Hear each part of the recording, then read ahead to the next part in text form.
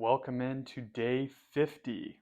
Today is the start of week number 8. It is also a workout day, so check out your workout log, see what numbers you have to beat, get yourself mentally prepared, and crush it today. Now, a few days back, I made a video titled The Best Sources of Protein. And in response to that, I've had a lot of people ask me what the best sources of the other macronutrients, carbohydrates, and fat are as well. So that's what I'm going to cover in today's video. What are, in my experience and based off of my bodies and my clients' responses, what are the best sources of carbohydrates to take in when you're trying to build muscle and get maximal performance in the gym?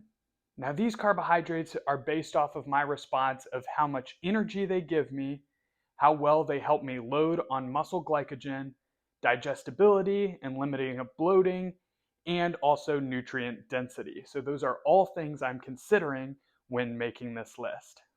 Now, as a disclaimer, remember, these are the best sources of carbohydrates that have helped me and a lot of my clients on their bodybuilding journeys and fueling amazing workouts.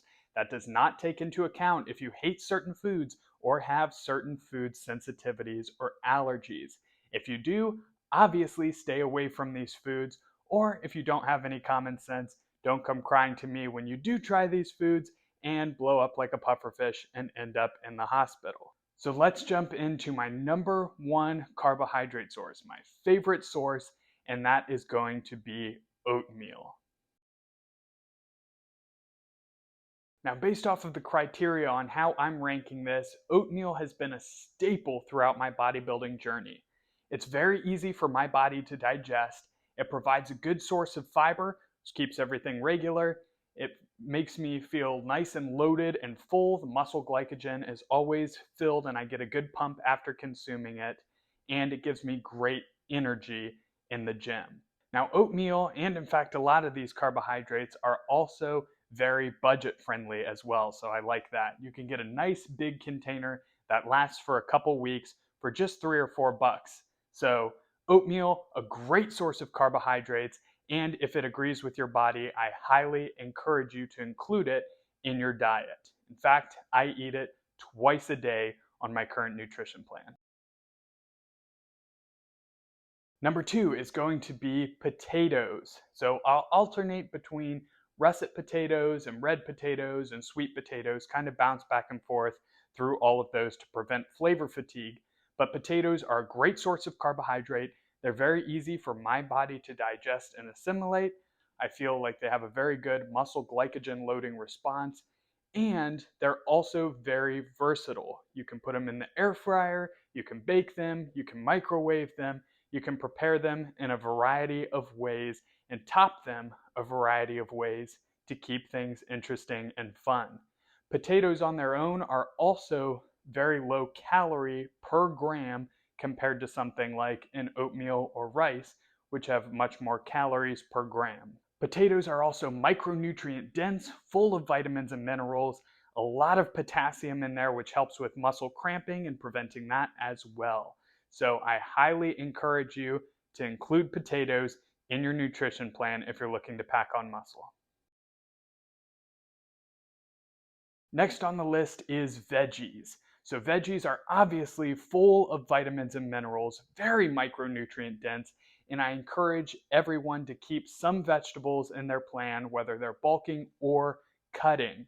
Now, the reason veggies are not higher on this list is because of the fact that I feel they do very little for glycogen production for me personally. And if I eat too many of these, I do feel it tends to make me hold a little bit water and bloating in the stomach area just from the amount of fiber that are in them. So vegetables are very important to include. Just make sure you listen to your body and don't go overboard, especially on raw veggies, or it can lead to a buildup of gas and some uncomfortableness in the stomach. But veggies are amazing for vitamins and minerals. You will feel much better including them in your nutrition plan. Next on the list, we have fruit. Now, fruit has been kind of demonized in the fitness industry because it's sugar and fructose and all of that. Well, fruit is actually a very healthy source of carbohydrates and obviously packed with vitamins and minerals.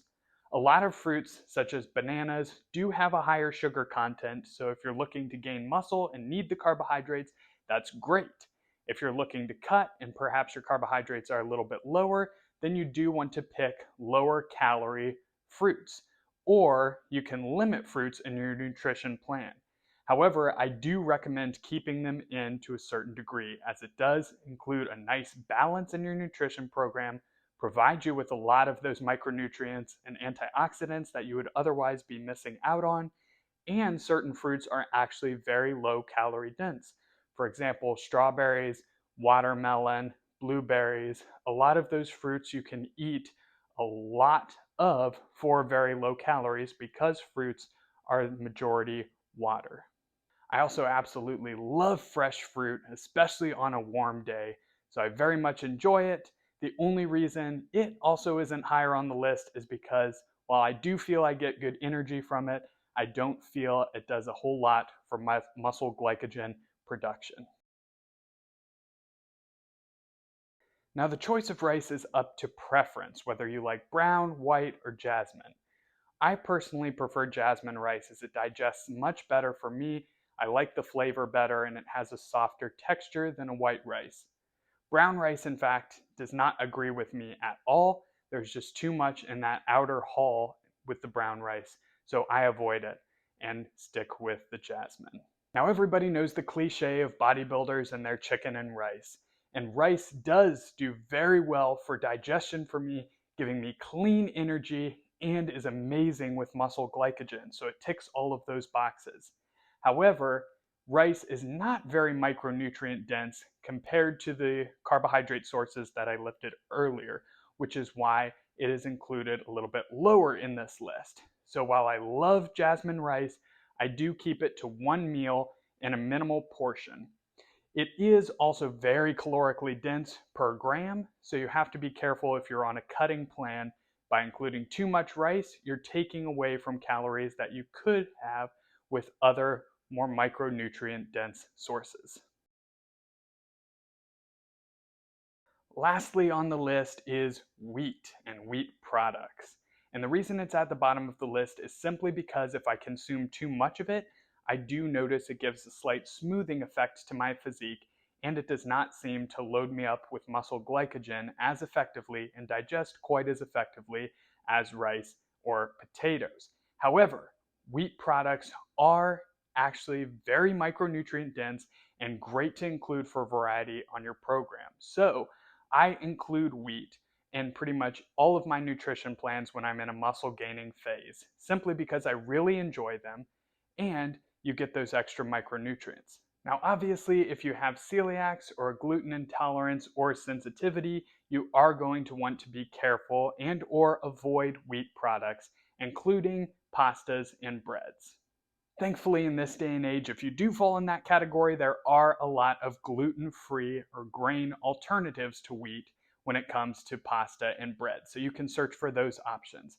But if you don't have any sensitivities, I highly encourage you, especially in a muscle gaining phase, to include some wheat products in your nutrition plan if you enjoy them. So that's my list. Again, this is based off of my experience and based off of the experience of a lot of the people that I train. So, if you think that I missed any, or if you have a favorite carbohydrate source, or hate any of the ones that I listed, feel free to tell me in the comments section below. In the meantime, I will see you tomorrow for another video. Have a great workout and a fantastic rest of your day.